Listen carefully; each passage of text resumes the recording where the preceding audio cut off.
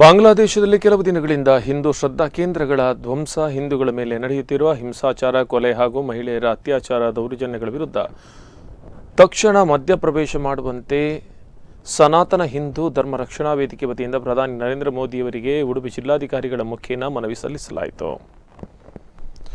ಬಾಂಗ್ಲಾದೇಶದಲ್ಲಿ ಕೆಲವು ದಿನಗಳಿಂದ ಅಲ್ಲಿನ ಅಲ್ಪಸಂಖ್ಯಾತ ಹಿಂದೂಗಳ ಮೇಲೆ ನಿರಂತರವಾಗಿ ಆಗುತ್ತಿರುವ ದೌರ್ಜನ್ಯ ಮತ್ತು ಅತ್ಯಾಚಾರ ಮಾತ್ರವಲ್ಲದೆ ಹಿಂದೂ ದೇವಾಲಯಗಳ ಮೇಲೆ ನಡೆಯುತ್ತಿರುವ ದಾಳಿಯನ್ನು ತಡೆಗಟ್ಟುವ ಸಲುವಾಗಿ ಕೇಂದ್ರ ಸರ್ಕಾರವು ಆದಷ್ಟು ಬೇಗ ಮಧ್ಯಪ್ರವೇಶಿಸಿ ಸೂಕ್ತ ಕ್ರಮವನ್ನು ಕೈಗೊಳ್ಳಬೇಕು. ಹಾಗೆಯೇ ಪೌರತ್ವ ಕಾಯ್ದೆಯಲ್ಲಿ ಮಾಡಿದ ತಿದ್ದುಪಡಿಯಂತೆ ಅಲ್ಪಸಂಖ್ಯಾತ ಹಾಗೂ ಅಸಹಾಯಕ ಬಾಂಗ್ಲಾದೇಶದ ಹಿಂದೂಗಳನ್ನು ಆದಷ್ಟು ಶೀಘ್ರವಾಗಿ ಭಾರತಕ್ಕೆ ಕರೆತಂದು ಅವರಿಗೆ ಪುನರ್ವಸತಿ ಕಲ್ಪಿಸಿ ಈ ದೇಶದ ಪೌರತ್ವವನ್ನು ನೀಡಲು ತಕ್ಷಣ ಕ್ರಮ ಕೈಗೊಳ್ಳಬೇಕು. ಇದಕ್ಕೆ ಸಂಬಂಧಿಸಿದ ವಿಚಾರಗಳಿಗೆ ಅನುಗುಣವಾಗಿ ಭಾರತ ದೇಶಕ್ಕೆ ನಿರಂತರ ಅಕ್ರಮವನ್ನು ಸುಳಿದುಕೊಳ್ಳುತ್ತಿರುವ ರೋಹಿಂಗ್ಯಾ ಮುಸ್ಲಿಮರು ಪ್ರಸಕ್ತ ಈಗಿನ ಪರಿಸ್ಥಿತಿಯಲ್ಲಿ ಭಾರತಕ್ಕೆ ಬಹಳಷ್ಟು ಅಪಾಯಕಾರಿಯಾಗಿದ್ದಾರೆ. ವಿಶ್ವದಲ್ಲಿ ಭಾರತವು ಒಂದೇ ಹಿಂದೂ ರಾಷ್ಟ್ರವಾಗಿದ್ದು ಭಾರತವನ್ನು ಹಿಂದೂ ರಾಷ್ಟ್ರವನ್ನಾಗಿ ಉಳಿಸಿಕೊಳ್ಳುವ ನಿಟ್ಟಿನಲ್ಲಿ ಮತ್ತು ಮತಾಂಧ ಅನ್ಯ ಧರ್ಮೀಯರ ಅಟ್ಟಹಾಸಕ್ಕೆ ನಮ್ಮ ನಿರ್ದೋಷಿ ತಾಯಂದಿರ ಅಕ್ಕತಂಗಿಯರು ಹಿಂದೂ ಸಮಾಜ ಬಾಂಧವರು ಬಲಿಯಾಗದಂತೆ ತಡೆಯುವ ಜವಾಬ್ದಾರಿಯು ಬಹುಸಂಖ್ಯಾತ ಹಿಂದೂಗಳ ಮೇಲಿದೆ. ಅದೇ ರೀತಿಯಾಗಿ ಹಿಂದೂಗಳು ಮತದಾನ ಮಾಡಿ ಚುನಾಯಿಸಿದಂಥ ನಮ್ಮ ಕೇಂದ್ರ ಸರ್ಕಾರದ ಪ್ರಥಮ ಆದ್ಯತೆ ಆಗಿರಬೇಕು ಎಂದು ಸನಾತನ ಹಿಂದೂ ಧರ್ಮ ರಕ್ಷಣಾ ವೇದಿಕೆ ಮುಖಂಡರು ಆಗ್ರಹಿಸಿದರು.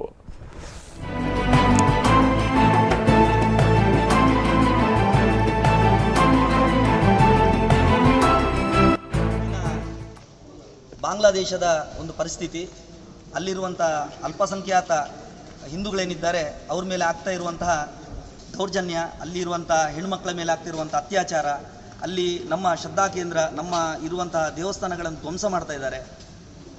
ಸೊ ಈ ಎಲ್ಲ ಬೆಳವಣಿಗೆಗಳು ಬಹಳ ಭಾರತಕ್ಕೆ ಮುಂದಿನ ದಿನಗಳಲ್ಲಿ ಬಹಳ ಅಪಾಯಕಾರಿಯಾಗುವಂಥದ್ದಂತೂ ಖಂಡಿತ. ಪ್ರಸಕ್ತ ಇವಾಗಲೇ ನಾವು ನೋಡ್ತಾ ಇದ್ದೇವೆ, ಬಾಂಗ್ಲಾದೇಶದ ಎಲ್ಲ ರೋಹಿಂಗ್ಯಾ ಮುಸ್ಲಿಮರು ಭಾರತದಲ್ಲಿ ತುಂಬಿಕೊಂಡ್ಬಿಟ್ಟಿದ್ದಾರೆ ಇವಾಗ. ಸೊ ಈಗಿನ ಪರಿಸ್ಥಿತಿ ಹೇಗಿದೆ ಅಂತ ಹೇಳಿದರೆ, ಇಲ್ಲಿಯ ಒಬ್ಬ ಮುಸ್ಲಿಂ ಮುಖಂಡರು ಹೇಳ್ತಾರೆ, ನಾವು 25 ಕೋಟಿ ಇದ್ದೇವೆ, ಕೇವಲ 5 ಕೋಟಿ ಮುಸ್ಲಿಮರನ್ನು ನಾವು ಬಿಟ್ಟರೆ ನಿಮ್ಮನ್ನು ಸರ್ವನಾಶ ಮಾಡಲಿಕ್ಕೆ ಸಾಕಾಗ್ತದೆ ಅದಂತ ಹೇಳುವಂಥದ್ದು ಇಲ್ಲಿ ಓಪನ್ ಆಗಿ ಅವರು ಮಾತಾಡ್ಕೊಳ್ತಿದ್ದಾರೆ. ಸೊ ಈಗ ಏನಾಗಿದೆ ಅಂತ ಹೇಳಿದರೆ, ನಮಗೆ ಬಾಂಗ್ಲಾದೇಶ ಈಗ ಭಾರತಕ್ಕೆ, ಪಾಕಿಸ್ತಾನ ಬಾಂಗ್ಲಾದೇಶಕ್ಕೆ ಸಪೋರ್ಟ್ ಮಾಡಿ ಭಾರತದ ಮೇಲೆ ಮುಗಿಬೀಳುವಂಥದ್ದಂತೂ ಖಂಡಿತ.